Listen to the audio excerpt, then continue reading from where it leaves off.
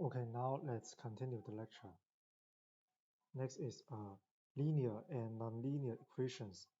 A crucial classification of differential equations is whether they are linear or nonlinear. The ordinary differential equation is said to be linear if f is a linear function of the variables y, y prime, and so on until to y the nth order derivative. A similar definition applies to partial differential equations. Thus, the general linear ordinary differential equation of order n is, let's write down,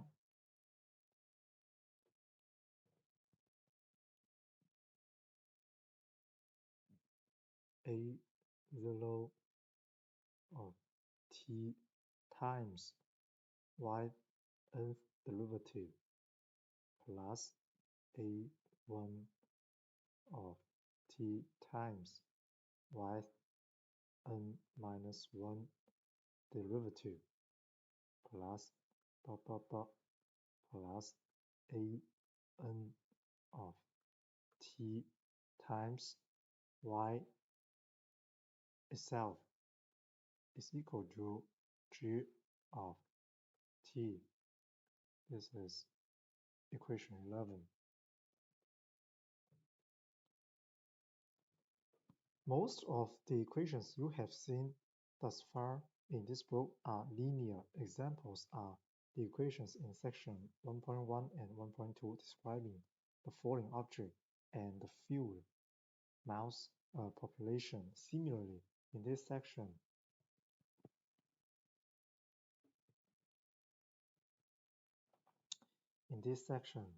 equation 1 is a linear ordinary differential equation. Let's look at the equation 1.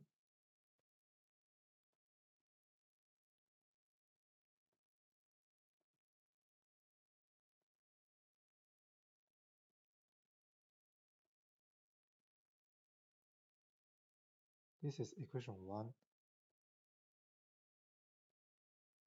Equation 1 is a linear ordinary differential equation, and equation 2 and 3 are linear partial differential equations. An equation that is not of the form not of the form 11 is a nonlinear equation. Equation 7 is nonlinear because equation 7 is nonlinear because of the term y times y prime, mainly because it is a function about y, not a function about t. So this is non-linear. Similarly, each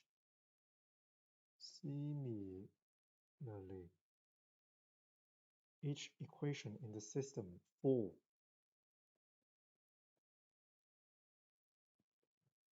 is nonlinear because of the terms that involve the product of the two unknown functions x and y. That is this x and y, x and y. So they are non-linear.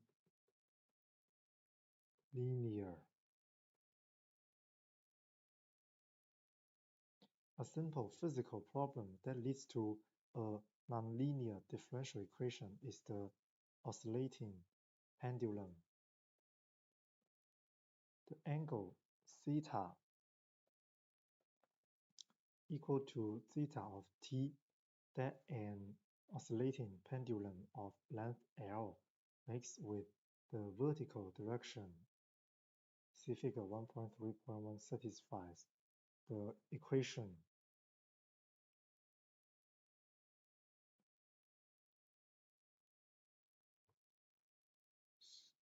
Let's just directly write down this equation.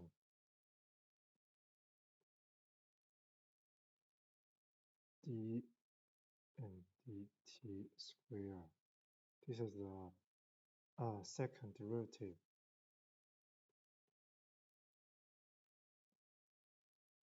GL sine theta equal to 0. This is equation 12.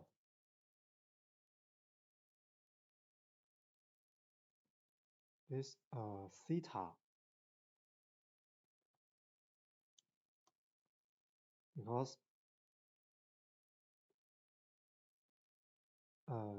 this is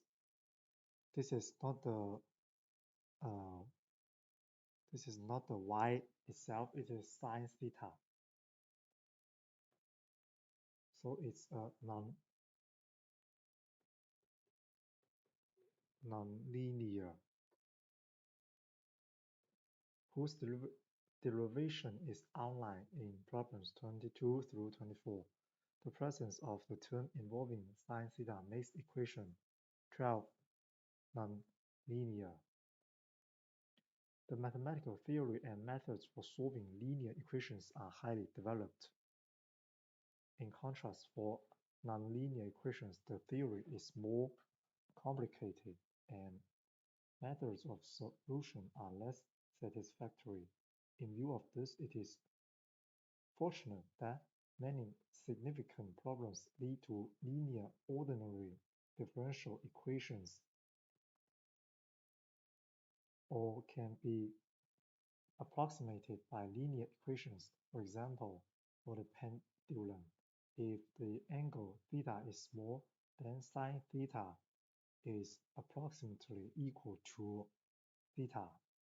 And equation 12 can be approximated by linear equation, which is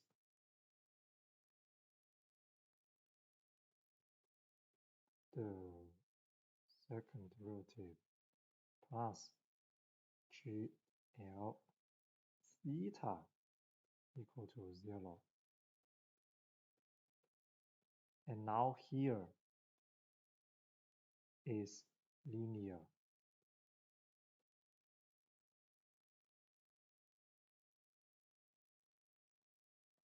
This process of approximating a nonlinear equation by a linear one is called linearization. It is an extremely valuable way to deal with nonlinear equations. Nevertheless, there are many physical phenomena that simply cannot be represented adequately by linear equations. To study these phenomena, it is essential to deal with nonlinear equations. In an elementary text, it is natural to emphasize the simpler and more straightforward parts of the subject. Therefore, the greater part of this book is devoted to linear equations and various methods for solving them. However, chapters 8 and 9, as well as parts of chapter 2, are concerned with nonlinear equations. Whenever it is appropriate, we point out why nonlinear equations are in general more difficult and why many of the techniques that are useful in solving linear equations cannot be applied to nonlinear equations. To recap, this expression or equation is for linear differential equation.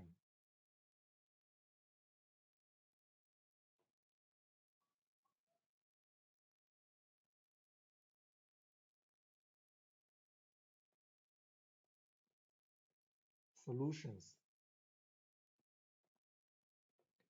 A solution of the nth ordinary differential equation 8. This differential equation and its ordinary on the interval t is greater than alpha and smaller than beta. It's a function phi such that phi prime, double prime, and so on until to 5nth order derivative exist and satisfy 5nth order derivative of t is equal to f this function for every t in alpha in this interval. Let's write down this formula.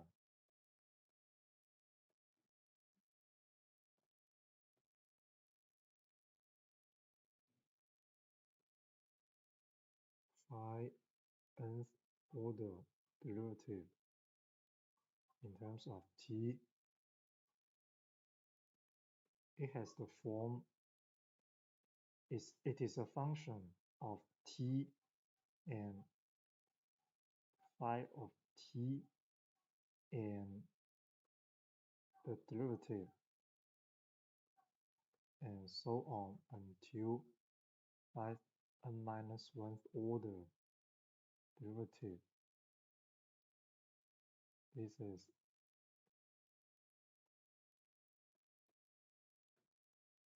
th equation. Unless stated, t should be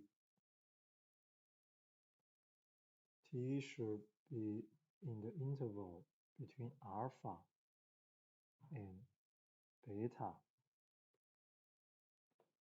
Unless stated otherwise, we assume that the function f of equation 8 is a real value function. So the result, the value of this function is a real number, and we are interested in obtaining real value solutions. And this phi t, the phi t should be the result of phi t should be a real number. Recall that in section 1.2 we found solutions of certain equations by a process of direct integration. For instance, we found that the equation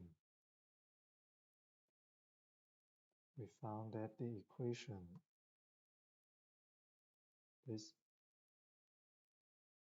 dp over dt is equal to p over 2 minus 450. This equation 15 as the solution. We have found that p of t is equal to 900 plus small c times e t over 2. This equation 16. This is one solution where c is an arbitrary constant. It is often not so easy to find solutions of differential equations. However, if you find a function that you think may be a solution of a given equation, it is usually relatively easy to determine whether the function is actually a solution. Just substitute the function into the equation. Means just put this into this position and calculate the derivative. For example, in this way, it is easy to show that the function y1 of t equal to cosine t is a solution of 17. Write down.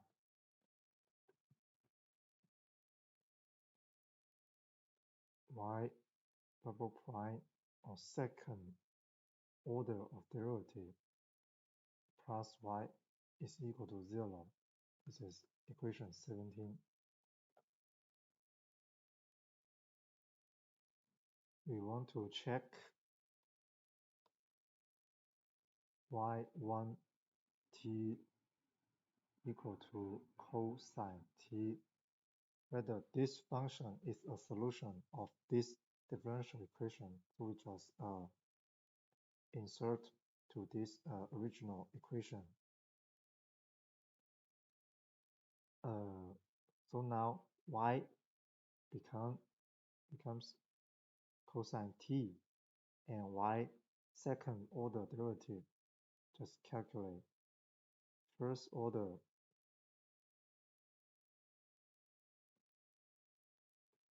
derivative is cosine t's derivative is minus sine t, and second order derivative is sine t is derivative is minus cosine t, and then we put here minus cosine t, and then the value, the result is 0, which is equal to the right hand side. So the equation is correct. So we can get that this is one solution of this original differential equation.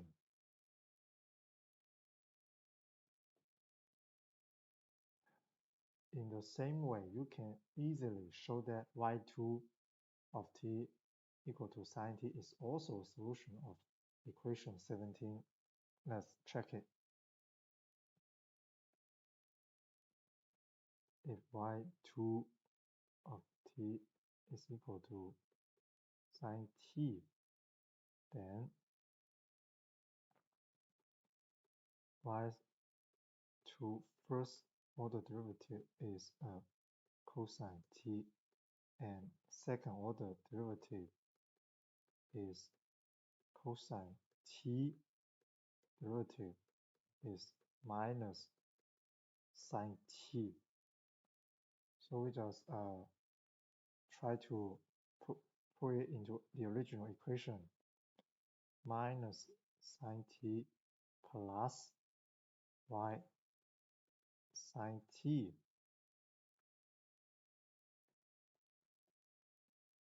This is equal to 0, and it is equal to the right hand side.